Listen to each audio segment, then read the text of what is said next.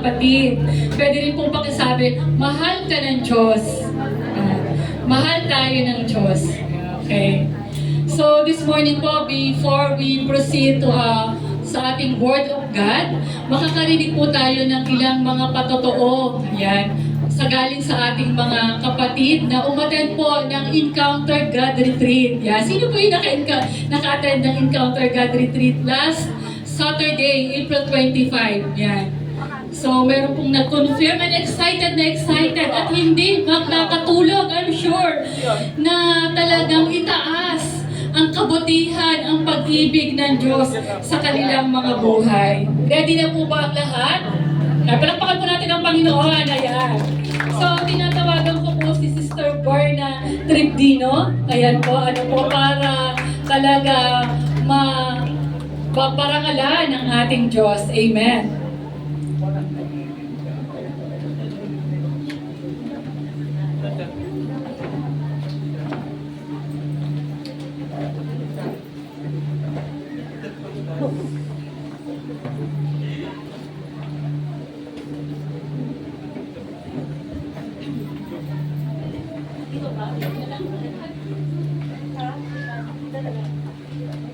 Yan, good morning po sa lahat. Good morning. Medyo nakakakama. Hindi ko first time pero nakakaba talaga. Every time na may gawain sa Lord. Pero sabi ko nga kung kakabahan ako, paano natin malalaman yung goodness of God? Kahapon sa encounter, actually hindi na first time sa akin yung encounter. Pero bawat encounter natin with God, iba yung mararamdaman mo. Sabi nga sa kanta, di ba? Niyakap mo ako sa aking karumihan. Even yung natutunan ko lang, kahit gaano tayo karumi sa mata ng tao, pero sa Diyos, walang marumi. Yung pinatawad niya tayo na sa lahat ng kasalanan natin, pinalaya tayo sa maraming aspeto ng buhay natin. Yun lang, masaya lang ako kasi isa din akong worker at servant ng God. Pero nga dahil sa nagpasaway, ang inyong si Berna napasaway, lagi akong tumatakas sa Lord sa gawain ng Lord. Pero this time, sabi ko nga, Lord, ikaw lang ang laging manguna sa aking kalagitnaan. Ano man yung mga pinagdadaanan. So, ayun, meron na. Ano man yung pinagdadaanan ko na pagsubok, alam ko na hindi niya ako pababayaan. Hindi niya tayo pababayaan. Nakakahiya, di ba? Pero nakakakaba. Pero yung lagi nating tatandaan na kailangan yung puso natin nakalayo sa Lord. Ano ba yung ginagawa natin sa buhay natin dito sa mundo? Kailangan yung i-align natin yung puso natin. Seryosohin natin yung gustong ipagawa ng Lord sa buhay natin.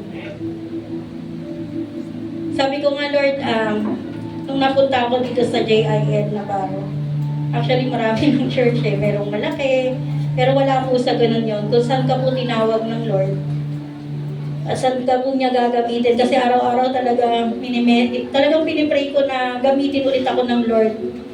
Yung buhay ko, gamitin niya ulit, kagaya ng dati. Na masayang nagsisilbi.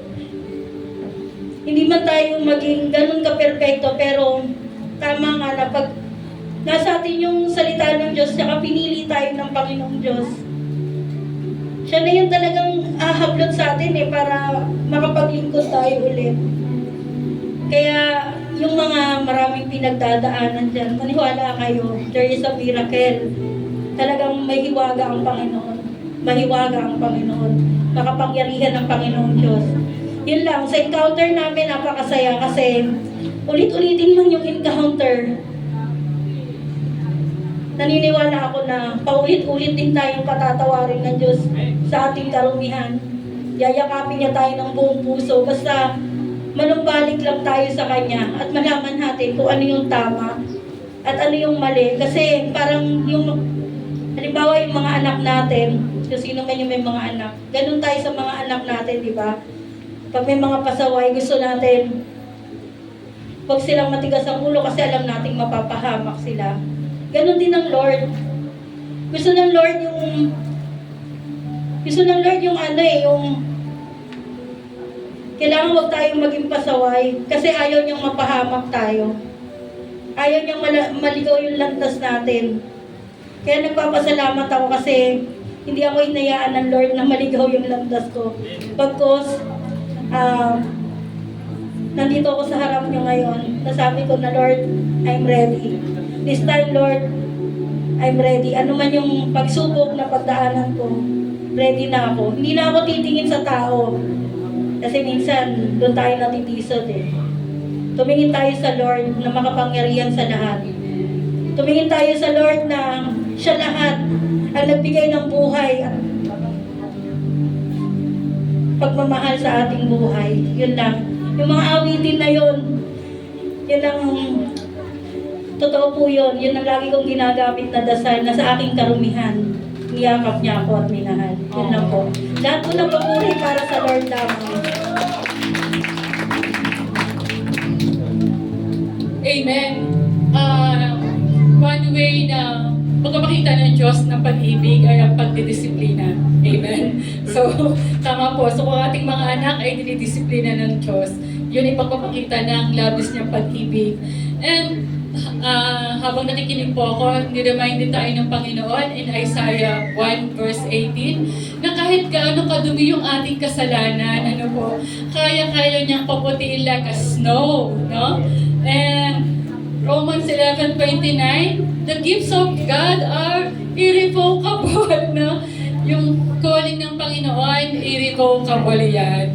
At sabi sa Philippians 1:6, kung ano yung magandang bagay na pinasimulan ng Diyos, tatapusin niya yan, kapatid, hanggang sa kanyang muling pagbabalik. Amen po ba? Salamat sa Panginoon. And focus on to Jesus, the author and perfecter of our God. Kahit tayo makasalanan, ang nais ng Diyos is a humble heart and repentance sa tayo bumalik sa Kanya, talagang buong yung sapagkan tayong talagang yayakapin ng Diyos tayo. And kasi ang pagmamahal niya is everlasting. Tama po ba? Walang hanggan. Amen po ba? At meron pa rin pong isa na hindi rin po nakatulog and excited na magbigay ng parangal at pagpasalamat sa Diyos. Ayan po si Sister Annabel Vargas. Ayan po. Praise God. Palakpakan po natin ang ating Panginoon.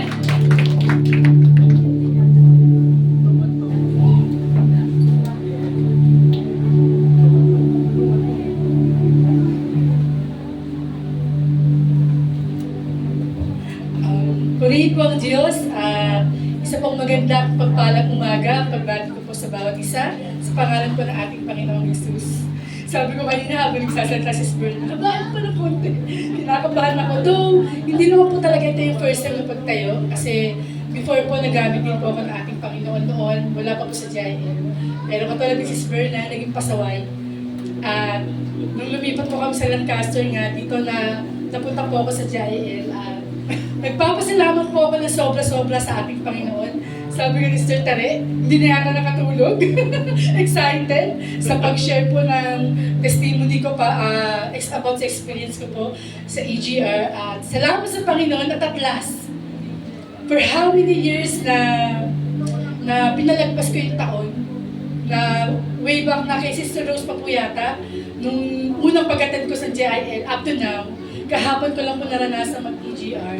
Sa totoo lang natin yung panghihinayang, hiya sa Panginoon, na sana, doon ko pa pala ginawa. Sana, doon ko pa naranasan yung encounter sa ating Panginoon. At salamat sa Diyos, naranasan ko nga po kahapon yung EGR. At damang-dama po namin, ako, ang presensya na ating Panginoon at ang talagang malakas na pagkilos ng Holy Spirit. Mula sa umpisa, hanggang sa matapos, walang dull moment. Kumbaga nga po sa pagkain, yung pagkain na walang tapon, di po ba? Lahat kakainin mo, lahat i-absorb mo. Dahil para din po ito sa pagiging buhay Kristiyano po natin. Talagang bawat salita ng Lord na nire-reveal niya kahapon, talagang nandun yung excitement, yung hindi ka talaga aantokin, kundi yung lahat parang hinihintay mo talaga yung revelation pa ng Lord na mangyari. At doon sa panghuling bahagi na matatapos na po, doon mo talaga masasabi sa Lord na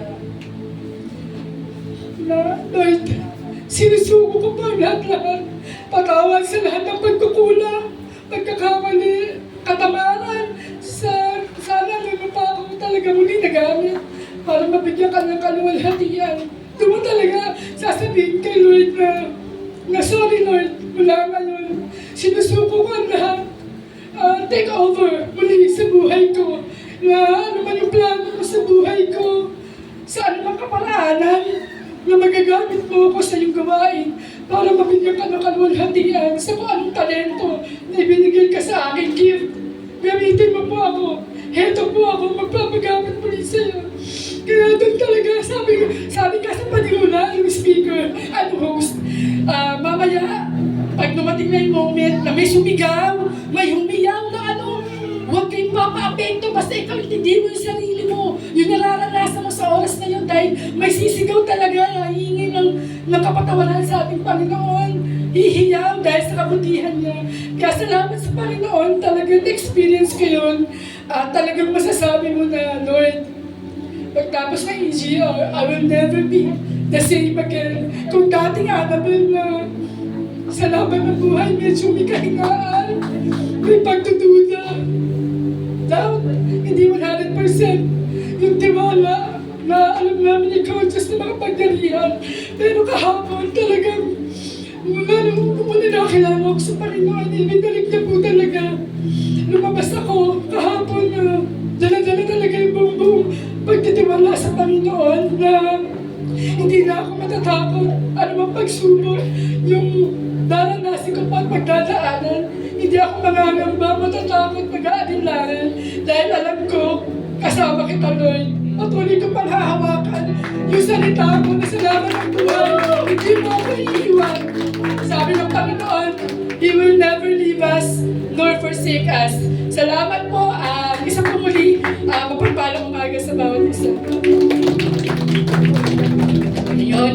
Salamat sa Panginoon. Truly, ang Panginoon ang talagang nag-empower. The Holy Spirit empowers you. At nakita rin natin na once talaga sinurrender natin ang buong buhay natin sa Diyos. Ang maganda sa Panginoon, there is no more condemnation. Hindi siya nag-judge. Ang maganda sa Panginoon, pag lumapit talaga tayo ng buong buo, talagang yayakapin niya tayo. So this is the beginning of a new journey. Talagang ang pag-ibig ng Diyos ay new every morning. Thank you sa Panginoon for restoring you. Pinalakas, in-empower, and His presence is always heaven to us. Tama, ang presensya ng Panginoon ay laging talagang langit sa bawat isa sa atin. Amen po ba? So to God be all the glory. Palakpakan po natin ang Diyos sa umagang ito. Sa lahat po, siguro sa mga iba pa po na mga delegates natin na umattend last week. So, meron pa po kayong chance hopefully by next week, hindi tayo papayag na hindi natin sabihin yung dakilang bagay na ginawa ng Diyos sa bawat isa sa mga umattend. Amen po ba? Kaya ngayon pala, mahaba po yung oras, mag-ready na po kayo. Praise God. Ayan po, salamat sa Panginoon. Tayo po muna ay manalangin. Panginoon, maraming pong salamat. Tuloy sa kabutihan, kabaitan, Lord, sa pagpapatawad, sa kaligtasan na ipinagkaloob niyo po sa lahat po ng mga umattend during the EGR. Patuloy nga po, Panginoon, na magamit ang kanilang buhay only to glorify your kingdom and for the enlargement of your kingdom, O God. Salamat din po sa lahat po, Panginoon, ng mga ginamit mo sa EGR, pagpalain mo po ang mga buhay nila. Ito pa ang panalangin in Jesus' name. Amen and amen. Praise God. Ayan po. Ready na po ba?